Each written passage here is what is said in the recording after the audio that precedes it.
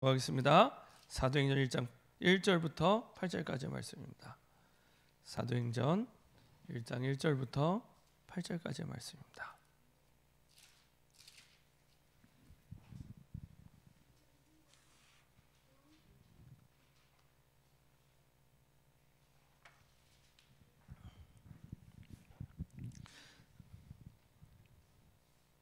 사도행전 1장 1절부터 8절까지의 말씀입니다.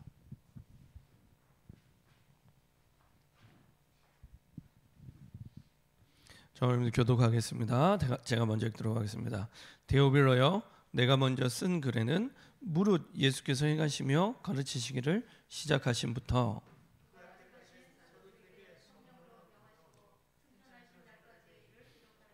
그가 고난 받으신 후에 또한 그들에게 확실한 많은 증거로 친히 살아계심을 나타내사 40일 동안 그들에게 보이시며 하나님 나라의 일을 말씀하시니라.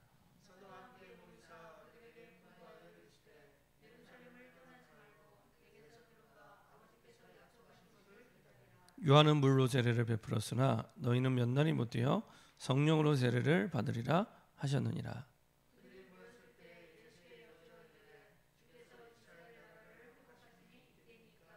이르시되 때와 시기는 아버지께서 자기의 권한에 두셨으니 너희가 알 바 아니요.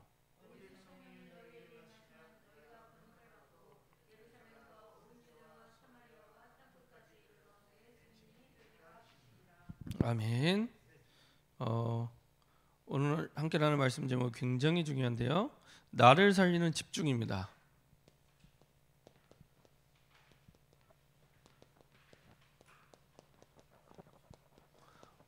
오늘은 제목 자체도 굉장히 중요합니다. 평생에 항상 제목만 기억하셔도 됩니다. 어떤 문제가 와도 나를 살리는 건 외부의 그 어떤 도움도 아닙니다. 나를 살리는 건 외부의 그 어떤 도움도 아닙니다. 나를 살리는 하나님을 향한 집중 속에 모든 답이 있습니다. 이거는 평생 기억하시면 됩니다. 절대로 외부의 누군가가 나를 도와줄 수 없다. 나를 살리는 건 정말로 하나님을 향한 집중, 거기에 사실은 모든 게 다 있다. 이렇게 답을 내리고 생각하시면 됩니다. 그래서 사실은 나를 살리는 집중은 굉장히 사실은 중요한 부분. 그냥 중요한 게 아니라 우리가 계속 그 여호수아의 말씀을 보고 여호수아, 갈렙, 라합 계속 봤지만 결국에 하나님께서 하셔야 되고 결국에 하나님께서 하시는 그 모든 것들을 누리는 그 비밀은 하나님과 함께하는 비밀 속에 누리게 되기 때문에 나를 살리는 것도 사실은 누군가 다른 사람이 다른 일이 다른 그 어떤 것이 나를 살리는 것이 아니라 하나님을 향한 집중 속에 나를 살리게 되고 나를 살리면 모든 걸 살리게 됩니다. 나를 살리게 되면 모든 걸 살리게 됩니다. 사실은 누구든지 살릴 수 있고 모든 사람을 살리게 됩니다. 오늘은 그 비밀에 대해서 조금 말씀으로 확인해 보도록 하겠습니다. 서론적으로 하나님 말씀 창세기 3장, 6장, 11장 나 중심, 물질 중심, 성공 중심의 사실은 사람들은 이 속에서 살아가고 있습니다.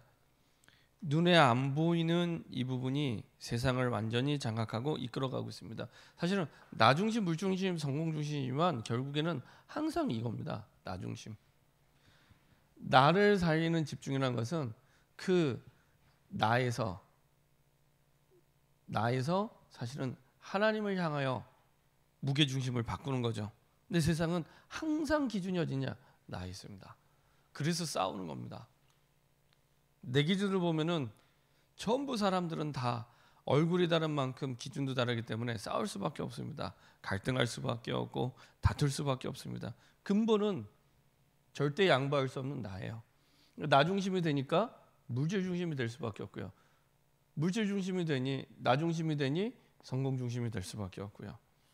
자, 이게 굉장히 사람들에게는 좋은 것처럼 좋은 것이 아닌데 좋은 것처럼 다가오게 됩니다. 너무 매력적으로 다가오게 됩니다. 그래서 많은 책들이 많은 성공한 사람들의 말이 딱 이 내용을 담고 있습니다. 네 안에 너를 찾아서 계속 나 중심으로 각인되도록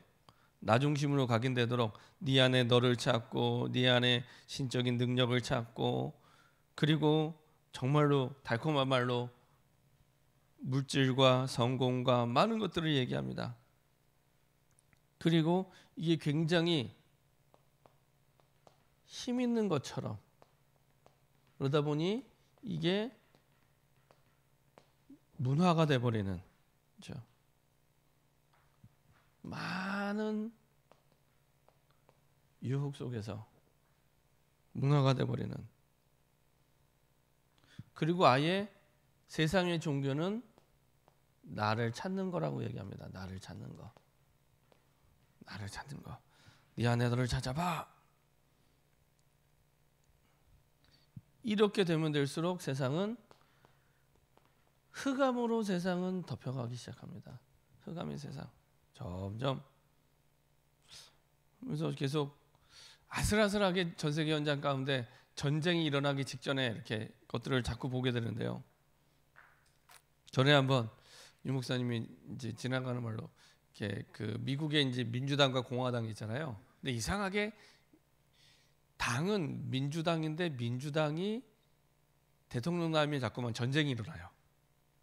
당 이름이 민주당인데 희한하지 않습니까? 당 이름이 민주당인데 민주당이 일어나는데 전쟁이 자꾸 일어나요. 희한한 일인데 근데 주로 이제 그 민주당이 이제 좀 비성경적인 그 이념을 가지고 이제 많이 하면 뭐 동성애라든지 이런 걸 하는데 희한해요. 그래서 오바마 때도 그랬고 지금 대통령 때도 그렇고 계속 뭐 우크라이나 사태라든지 중국과의 문제라든지 이상하게 계속 갈등이에요. 오히려 트럼프가 되게 괴짜잖아요. 트럼프는 공화당인데 트럼프 때는 북한과도 약간 친했고 중국과도 친해서 희한하죠. 전혀 성향이 안 친할 것 같은데 희한합니다. 보면서 야, 참 재밌다. 이게 이런 거구나 싶을 만큼 여튼 점점 흑암 세상으로 막 아슬아슬하게 외줄타기 하는 것처럼 계속 갈등이 일어나요. 참 그렇구나. 그러면서 정신병들이 굉장히 많아집니다. 전에 제가 연구원 다닐 때 그때 당시에 이제 의사 선생님 한 분이어서 앞으로 미래 시대는 이런 병들이 많아질 거야라고 해서 뭐 암, 에이즈, 뭐 그다음에 정신병 했는데 늘 정신병은 되게 뭐라 그럴까요? 이게 굉장히 그 막연한 느낌이 들었습니다. 정신병. 암 하면 딱 눈에 보이잖아요. 주변에 그런 사람도 많고 에이즈 많고 그랬는데 되게 이렇게 정신병 하면 막연하게 생각했는데 현장은 그게 아니더라고요. 막연한 게 아니라 너무 많아요. 이런 아이들도 많아지고요. 아이들도 정신병 너무 많아지고요.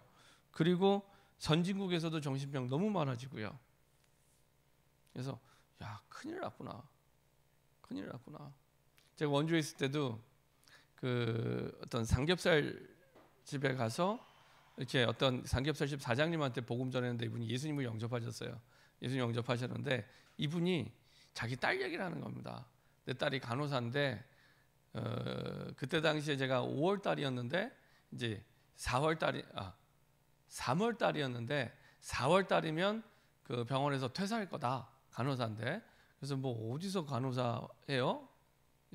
딸도 불신자니까 그랬더니 이게 원주에 있는 이제 정신병원 개인 정신병원에서 간호사로 있는데 이 정신병원이요 요새 얼마나 이게 부흥이 되는지 처음에는 의사 한 명으로 조그맣게 시작했는데 이게 날로 부흥해서 나중에는 의사 3명을 두고 개인 정신병원인데 100평짜리 병원을 얻은 거예요. 100평 정신병원을 100평짜리를 얻어서 확장해 갖고 했는데 그렇게 사람이 많대요.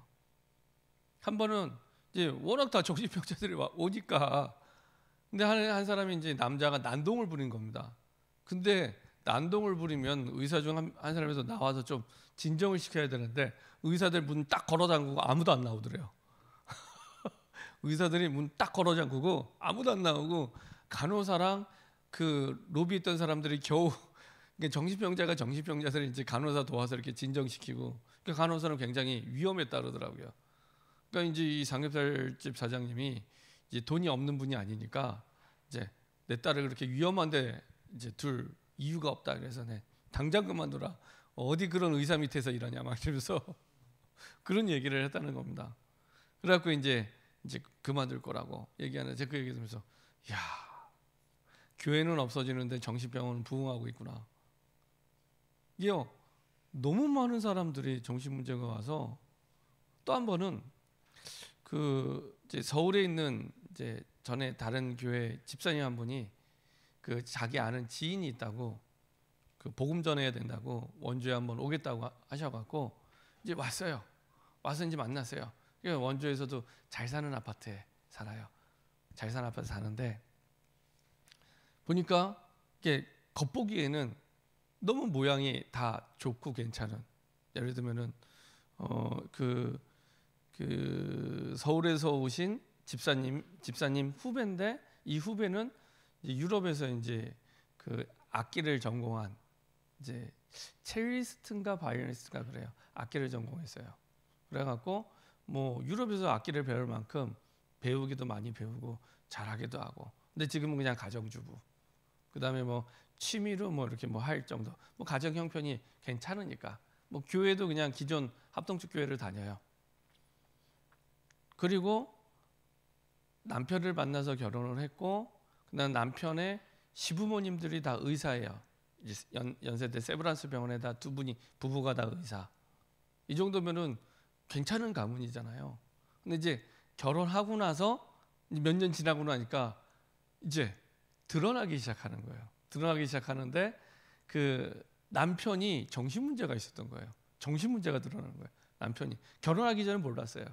그냥 이 집이 돈 많고 잘 살고 가문 배경도 좋고 지적이고 능력 있고 이런 것만 보고 그냥 결혼한 거예요. 사실은 불신자였는데. 그래서 어떻게 합니까?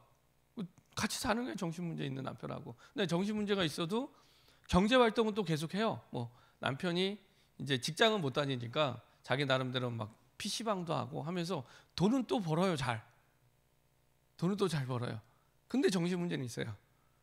그리고 남편이 무식하지가 않아요. 정신 문제가 있는데, 저는 정신 문제 있으면 옛날에는 다 무식하고 이상하고 그랬는데 아니더라고요. 제가 서울대 2년 동안 들어가서 사역할 때도 보면요, 서울대 애들 가운데 정신 문제 있는 애들 굉장히, 서울대 너무 좋아하지 마세요. 서울대 안에 정신 문제 있는 애들 많습니다. 근데 보면은 애들이 멍하니 있는데 성적은 잘 나와요. 멍하니 있는데 성적은 잘 나옵니다. 이게 이렇구나. 그리고 이 남편도 똑똑해요. 뭐라고 얘기하냐면 자기 정신과 치료받잖아요. 아까 말한 그 병원입니다. 희한하게 근데 그 병원하고 또 연결이 돼 있어요. 아까 그 부흥하는 정신병원. 그 병원 가서 치료받는데, 이제 이 사람이 가서 이렇게 치료받는데 정기적으로 계속 치료받잖아요. 가서 치료받는데 가만 보니까 자기도 이상하지만 의사도 이상하세요.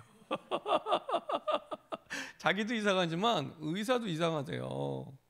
그 연필꽂이 있잖아요. 연필꽂이 같은데 이렇게 보면은 그 하나에 몇십만 원짜리 이런, 그리고 심지어는 뭐 이렇게 몇백만 원짜리 이런 아주 비싼 펜들, 이런 펜들이 한두 개가 아니라 막 이만큼씩 꽂혀 있는데, 이게 어쩔 때는 가면 좀 바뀌기도 하고 싹 한 번씩 바뀌기도 하고, 그리고 그 의사 방 안에 이제 오디오 시스템이 있는데 좀 매니아인가 봐요. 그러니까 보통 매니아들은 스피커만 몇 천만 원짜리 달아놓거든요. 근데 이게 한 번씩 가면 싹 바뀌어 있대요. 그러면서 이 사람도 좀 이상하다 이런 생각이 들 만큼, 그러니까 서로가 다 이상한 거죠, 사실은. 그러면서 이 사람이 얘기를 하는 거예요. 이 사람은 그렇게 이야기할 법하게 자기 부모님 다 의사였거든요. 아버지도 의사, 어머니도 의사. 근데 아버지는 돌아가셔서 제가 잘 모르겠고, 어머니 같은 경우에는 같은 아파트, 이 분들이 13층인가 14층 사는데 그 아파트 똑같은 동에 6층에 살아요. 엄마가 혼자. 근데요, 엄마도 완전 정신문제 와 있어요. 엄마도. 그래갖고 혼자 사는데 딱 5시가 되잖아요. 그럼 커튼을 싹 닫혀요. 집안에 있는 커튼을. 그래갖고 컴컴하게 살아요, 밤에. 컴컴하게. 그렇게 그리고 혼자. 그래서 제가 이렇게 얘기를 듣는데 할 만큼 완전히 그러니까 정신 문제 정도가 아니라 완전히 귀신이 잡혀 있어요. 얘기 들어보니까. 근데 이 뭐 아들도 정신 문제 와 있죠. 그다음에 이 며느리도 영적 사실을 잘 모르니까 그 심각성을 잘 모르는 거예요. 그런가 보다 하고 그냥 그 엄마를 방치해 두는 거예요. 그래서 엄마가 그 정도면은 완전히 그 귀신이 잡혀 있는 정도다. 정신 문제 이미 와 있고 잡혀서 시급하다 얘기를 했는데도 잘 못 알아들어요. 그래도 나중에 그 남편은 오히려 그 멀쩡해 보이던 그 유럽에서 이 악기를 공부했던 이 여자 집사님은 예수님을 영접 안 했는데 정신 문제 있는 남편은 영접했어요. 예수님 영접하고 한동안 다락방도 같이 하고 그랬거든요. 근데 이 가문 자체가 겉보기에는 멀쩡해 보이는데 그렇게 정신 문제가 다 와 있는 겁니다. 근데 그 집안에 이제 아이도 있는데 아이가 둘인가 있는데 야 걱정되더라고요. 야 얘네들한테도 계속 영향이 갈 텐데 근데 너무 많은 사람들이 멀쩡해 보이는데 정신 문제가 와 있습니다.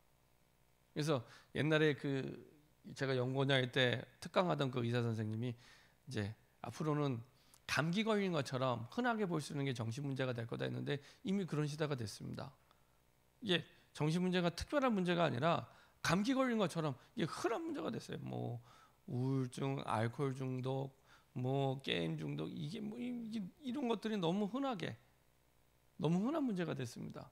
그만큼 완전히 흑암 세상 속에 정신병 속에 그리고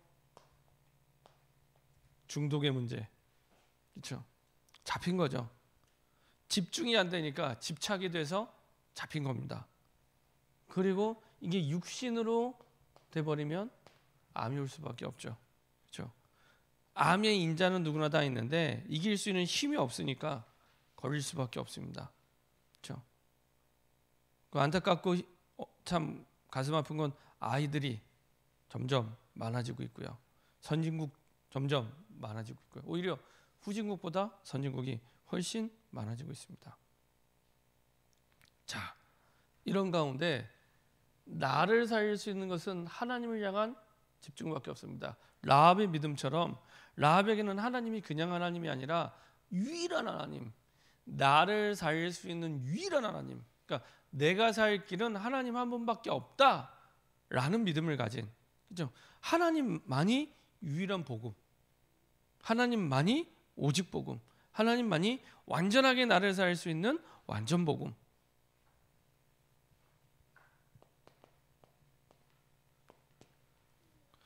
첫 번째로 나를 살리는 집중은요. 하나님 말씀 창세기 1장 27절 이것을 살리는 것입니다. 사실은 우리 속에 짐승에게는 없는 하나님의 형상이 있습니다. 이 하나님의 형상을 살리는. 그래서 하나님을 향하여 나를 살리는 집중을 할 때 완전히 하나님의 형상을 살리게 되죠. 창세기 1장 2절 3절 빛이 비춰질 때 창세기 1장 27절에 하나님이 약속하신 만드신 그 유일하게 있는 하나님의 형상이 살아나게 되고요. 그리고 창세기 1장 26절에 우리의 형상을 따라 만들었다고 말씀하셨죠. 성삼위 하나님의 그 능력이 사실은 우리 속에 역사하기 시작합니다. 이때부터. 자, 그리고 창세기 2장 7절에 완전히 생기를 불어넣는 이것이 기도죠. 그래서 창세기 2장 1절부터 7절에 하나님의 형상대로 지음받은 사람에게 생기를 불어넣으니 생명이 된지라. 이런 응답과 축복 속에 하나님이 우리를 불러주셨고요.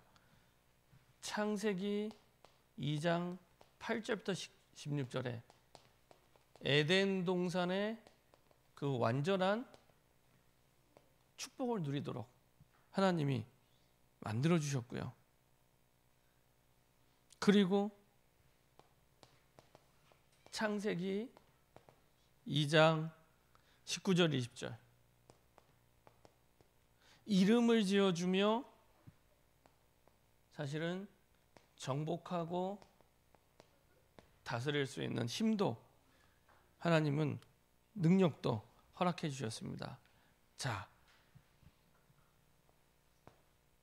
이것을 완성된 것으로 종합적으로 말씀해 주신 게 오늘 봤던 사도행전 1장 1절부터 8절입니다. 그래서 부활하신 예수 그리스도께서 이것을 다시 설명해 주시죠. 다시. 그래서 성삼위 하나님의 세 가지 비밀을 다시 설명해 주십니다. 그래서 그리스도와 하나님 나라와 성령 충만을 다시 한번 말씀해 주시고요.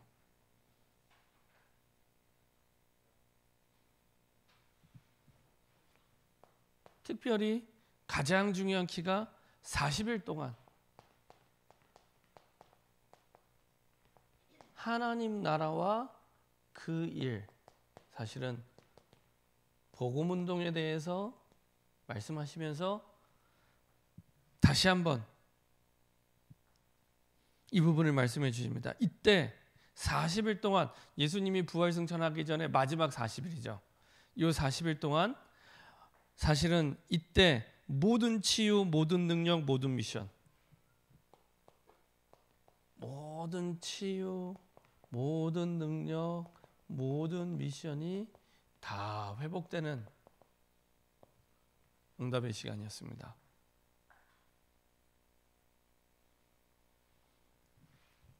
그래서 우리 힘이 아니라 위에서 내리는 능력의 증인으로 서게 될 것이다. 이게 사도행전 1장 8절에 있는 말씀대로. 그래서 내가 하는 게 아니라 땅 끝까지 증인이 되리라. 내가 하는 건 1도 없습니다. 그래서 부담 안 가지셔도 됩니다. 하나님이 증거를 주셔서 증인 되게 만들어 가십니다. 위에서 주시는 능력으로. 그렇죠? 그 위에서 주시는 능력으로 집중할 수 있도록. 자, 그래서 결론적으로 좀 몇 가지만 하시면 됩니다. 첫 번째로 이 부분을 누리는데 첫 번째로 하나님의 말씀을 정리하시는데 한 단어,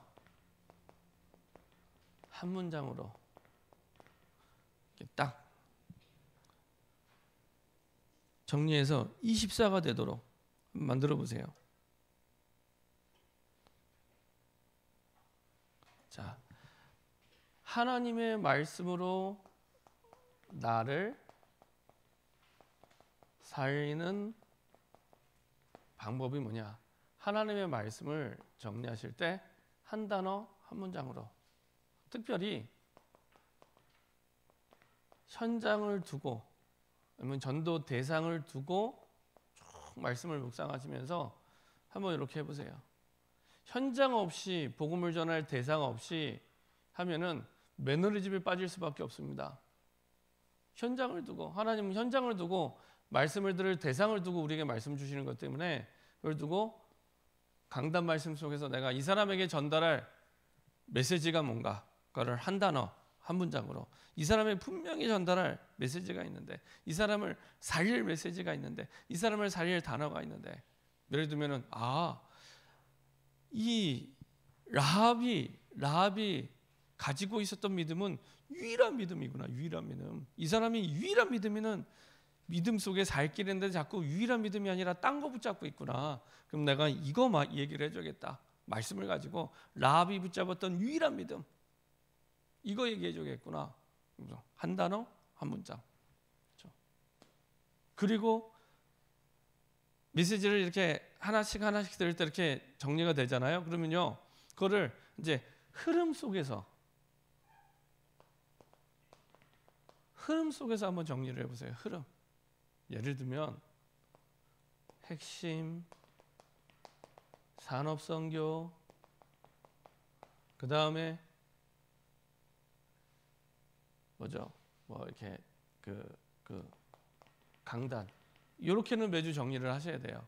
여기에 뭐 플러스 그 주간에 훈련 메시지까지 하면은 제일 좋죠.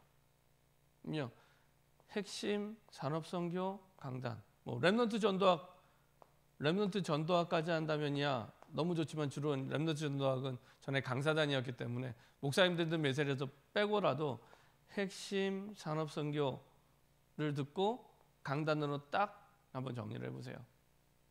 그러면요, 분명히 현장을 두고 대상을 두고 쭉 말씀을 정리하는데 이게 통하는 부분이 있습니다. 반복적으로 나에게 말씀하시는 부분이 있습니다. 반복적으로 나에게 말씀하시는 그 부분을 한 문장 한 단어로, 아, 이거 나에게 원하시는 거구나. 이거를 내가 의도하는 게 아니라 정말 하나님 내가 주시는 대로 내가 전달하겠습니다. 그러니까 나를 완전히 내려놓을수록 확실하게 붙잡게 됩니다. 내 생각과 내 마음, 아, 내가 이 사람에게 이런 게 좋은 거니까 줘야겠다, 이런 거 말고 내가 있는 그대로, 이 사람이 좋아하든 싫어하든 내가 있는 그대로 내가 전달해야겠다, 이런 마음을 가지고 나를 완전히 내려놓고 한번 정리해 보면은 이게 통한다니까요. 통하면서 딱 메시지를 들으면 들을수록 선명해집니다. 흐름 속에 선명해집니다. 아, 하나님이 이거 원하시는구나. 하나님이 이거 전달하기 원하시는구나. 이거를 한 번, 두 번 들어서가 아니라 계속 들으면 들을수록, 그래서 꾸준히 들으셔야 이게 들리기 시작합니다. 계속 흐름을 따라. 제가 병원에 갔더니 이비인후과에서 코에 뿌리는 약을 주더라고요. 이렇게 칙칙 뿌리는 약을 주더라고요. 이게 효과가 좋아요. 근데 뭐라고 얘기하냐? 선생님, 요거 뭐 한 번, 두 번 뿌린다고 효과 나지 않습니다. 보름 이상, 한 달 이상 계속 뿌려주세요. 그래야 이건 효과가 나는 겁니다. 그렇게 얘기하더라고요. 메시지도 마찬가지입니다. 한 번 내가 붙잡았다고 확 껴나고 그런 거 아닙니다. 꾸준히 정리해 가는데 어느 날 우리 찬양 가사대로 어느 날 이게 들리기 시작하고 보이기 시작해요. 아, 하나님이 이거 원하는 거. 한번 길이 나면 계속 들리기 시작합니다. 나중엔 더 쉽게 들리기 시작합니다. 한번 길이 나면. 근데 그때까지는 내가 계속 정리하는 겁니다. 그렇죠? 근데 그게 오래 걸리냐? 오래 걸리지 않습니다. 중요한 거는 나를 내려놓고 집중할수록 훨씬 빠릅니다. 그리고 꼭 기억해야 될 게 현장을 두고 복음 전할 대상을 두고. 그래서 이번에도 우리가 이제 임명하면서 지역을 정했잖아요. 예를 들면 성남, 그 다음에 광주, 그 다음에 그 용인, 그 다음에 뭐 파트도 유초등부 간사하세요. 청소년부 간사하세요. 이렇게라고 이렇게 그 땅을 정한 이유가 있습니다. 그게 분명하지 않으면 말씀 받을 때 분명하지 않아요.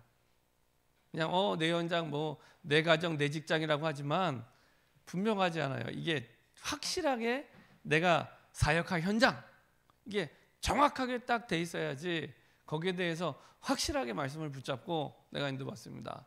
그래서 아예 딱 그 가나안 땅에 12지파에게 땅을 그어준 것처럼 땅을 그어주는 겁니다. 이거는 이제 장로님 땅 하세요. 이거는 권사님 땅 하세요. 이거는 하나님이 장로님에게 주신 땅입니다. 권사님에게 주신 땅입니다. 그럼 그 땅을 두고 내가 모든 메시지 받는 겁니다. 그 땅을 두고, 그 현장을 두고 내가 모든 메시지 받는 겁니다. 그게요 훨씬 쉽습니다. 그 땅을 두고 그 현장을 두고.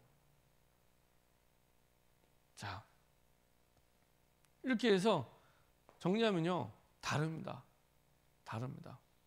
이 속에서 흐름이 보이고 딱 한 단어 한 문장. 나가서 전도할 때도요 요거 얘기하면 됩니다. 그 사람에게. 그리고 어떤 면에서는 나는 이 사람이 뜬구름 잡는 것처럼 들을 수 있을 텐데라는데 이 사람에게 답이 돼요. 내게 주신 말씀이 이 사람에게 답이 되고 이 사람에게 힘이 되고 이렇게 됩니다. 진짜로 붙잡게 되면. 그렇죠? 그리고 놀래요. 이 사람의 수준에서 이게 나올 말이 아닌데 이게 뭐지? 라고 놀래요. 그렇죠? 이게 전도 현장에 갖고 갈 때도 딱 그대로 이게 현장 살리는 메시지가 되는 겁니다. 자, 이제 기도를 가지고 나를 살리는 방법입니다. 기도를 가지고 나를 살리는데 어떻게 살리면 되냐? 내가 생각하고 보고 느끼고 듣는 것을 기도로 바꾸면 됩니다. 내가 생각하고 보고 듣고 느끼는 것을 다 기도로 바꿔라. 네. 대부분의 내가 주일날 말씀을 받고 예배드릴 말씀을 받지만 생각하고 보고 듣고 느끼는 게요, 너무 불신자스러운 게 많아요. 불신자의 생각처럼 생각하고 불신자처럼 보고 불신자처럼 듣고 불신자처럼 느끼고, 이게 너무 많아요. 이게 너무 많아요. 교회를 오래 다녔어도 이게 실제 현실에서 생각하고 보고 듣고 느끼는 건 또 그냥 불신자처럼 하는 경우가 너무 많습니다. 그래서 그걸 기도로 바꿔라. 그러면 됩니다.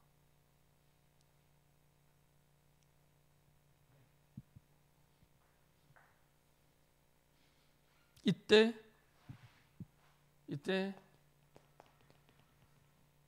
치유되기 시작하고요. 치유 곧 하나님의 능력을 누리게 됩니다. 자, 세 번째로 교회.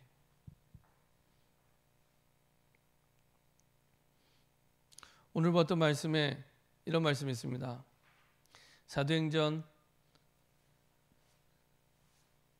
1장 4절에 사도와 함께 모이사 그들에게 분부하여 이르시되 예루살렘을 떠나지 말고 내게서 들은 바 아버지께서 약속하신 것을 기다리라.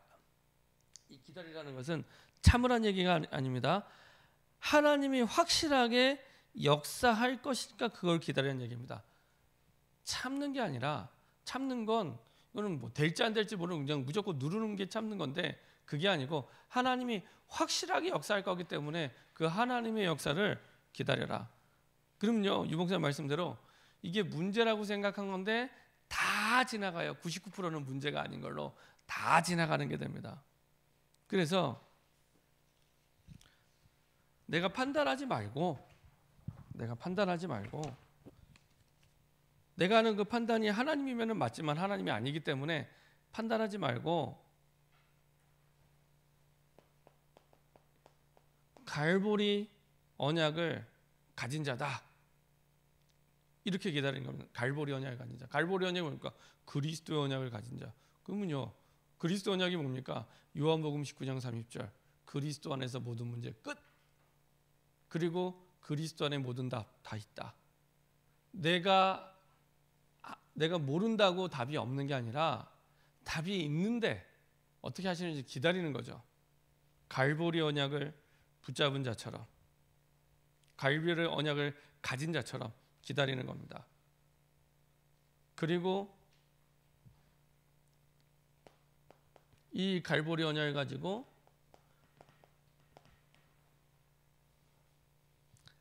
감람원으로 파송된 사람이다. 감람원으로 파송된, 감람이 뭡니까? 40일 동안 오늘 보았던 1장 3절에 예수님이 확실한 많은 증거로 친히 살아계심을 나타내신 것처럼 확실한 하나님의 증거와 그리고 복음 운동을 위해 파송된 사람이다. 이렇게 정체성을 가지고요. 그 다음에 마가다락방에서 이제는 내가 세계로 파송될 사람이다, 이런 마음을 가지고 기다리면 됩니다. 자, 기다리는데, 자, 우리가 교회 속에서 우리가 인도받을 때 어떻게 인도받으느냐?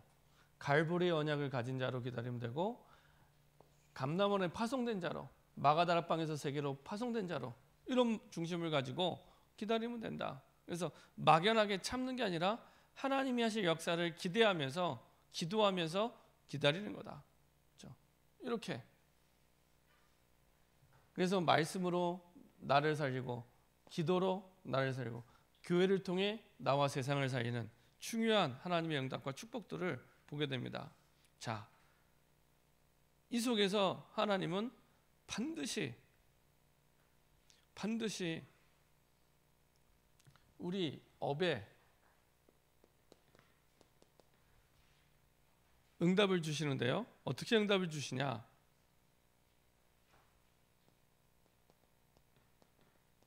세 가지 캠프로 하나님 응답을 주십니다. 자, 오직이 될 때까지 미래 캠프 해라. 유일성의 응답을 받을 때까지 기도 캠프 해라.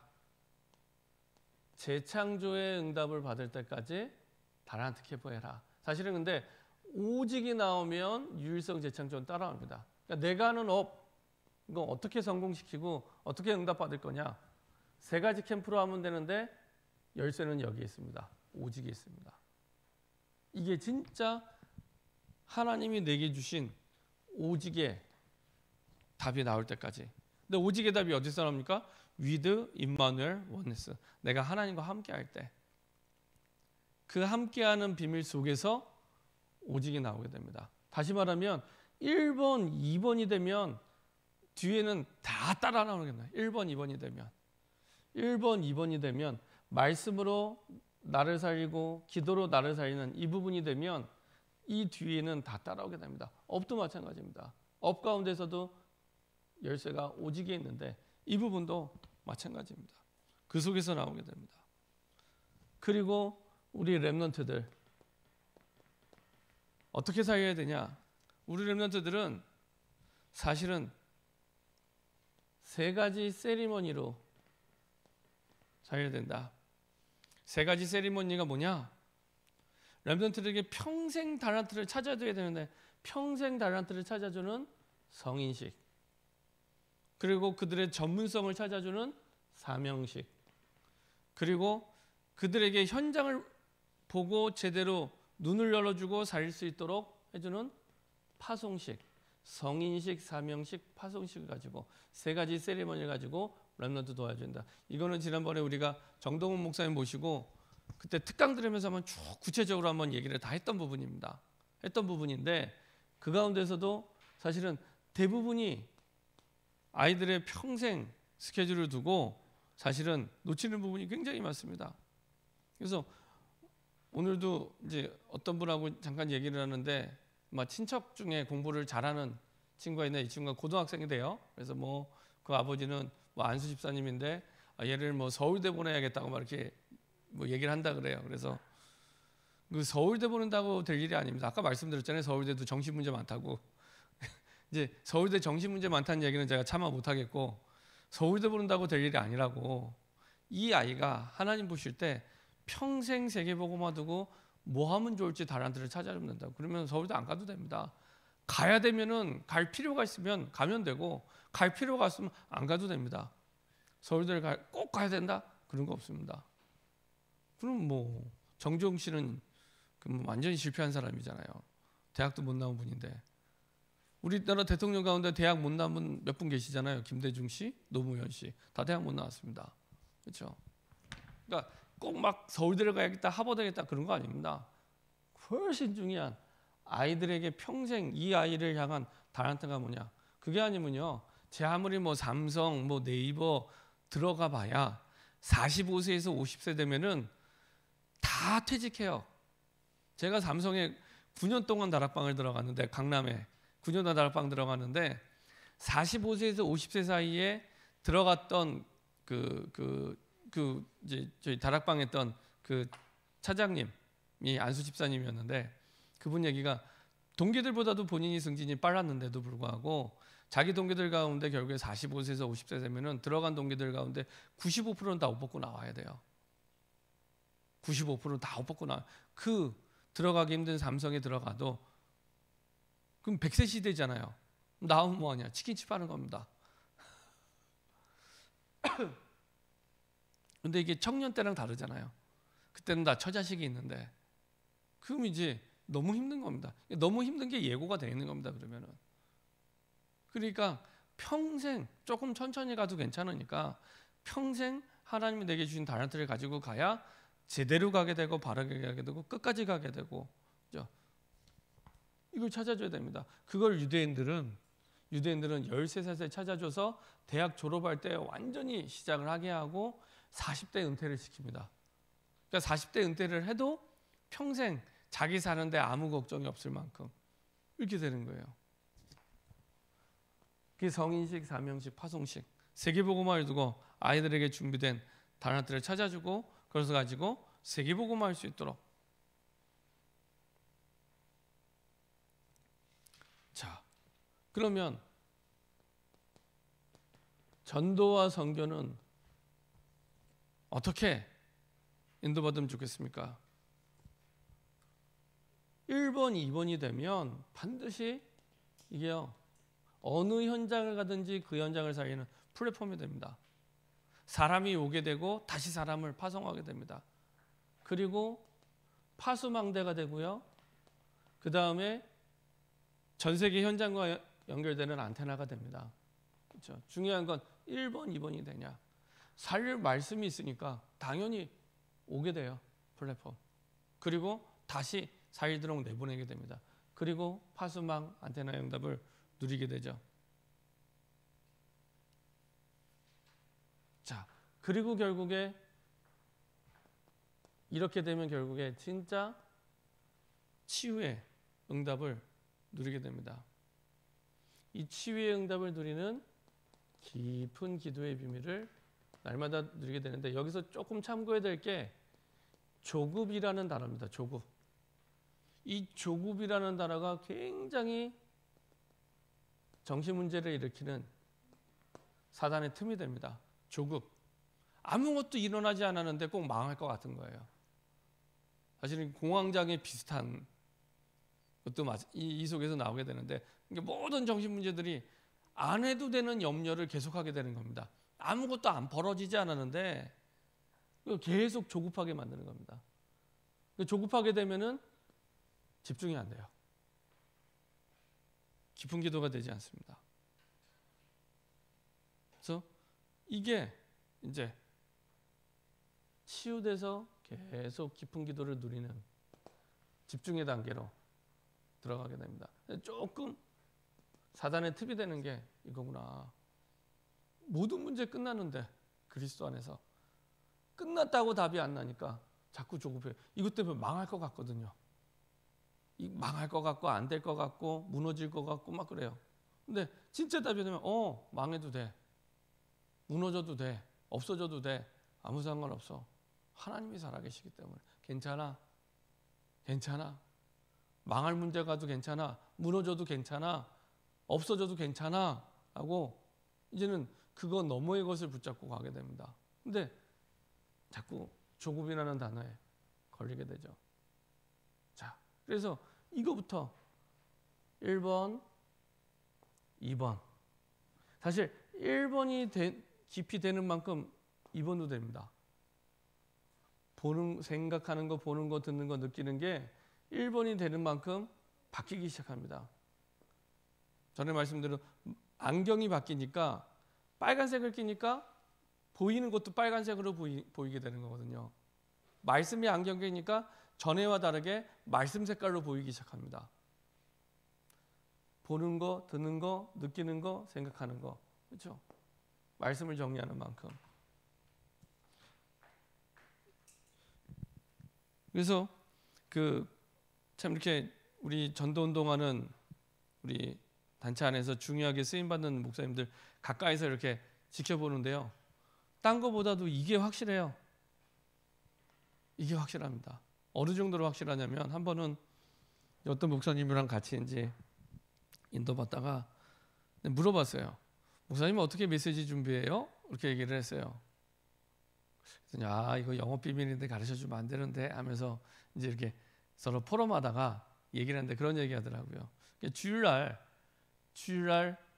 예배를 마치면 이제 본인이 말씀을 정리하기 시작하는 거예요. 예배를 마치면 오후 4시쯤 된대요. 그때부터 말씀을 정리한대요. 말씀을 정리하는데 한 주간에 본인이 가는 뭐 다락방, 지교회, 그다음에 뭐 예배인도 하는 현장 있잖아요. 뭐 10군데면 10군데 이렇게 쭉 두고 내가 이 현장 속에 어떤 말씀을 전해야 될지 오늘 본인이 선포한 강단 말씀, 그다음에 본부의 말씀, 어제 핵심 말씀, 산업선교 말씀, 혹시 지난주에 중요한 훈련의 말씀 이게 쭉 정리를 한답니다.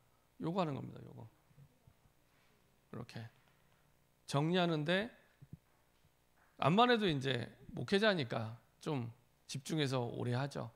그러다 보니까 얼마나 걸리냐, 한 4시쯤 시작하면은 한 8시, 9시쯤 끝난대요.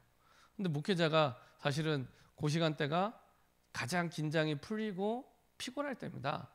그러니까 주일 사역 다 마치고 제일 쉬고 싶을 때, 좀 그럴 때거든요. 근데 그때 본인은 이제 저녁 식사를 아예 안 하고 쭉 정리를 한대요. 그리고 한 주간에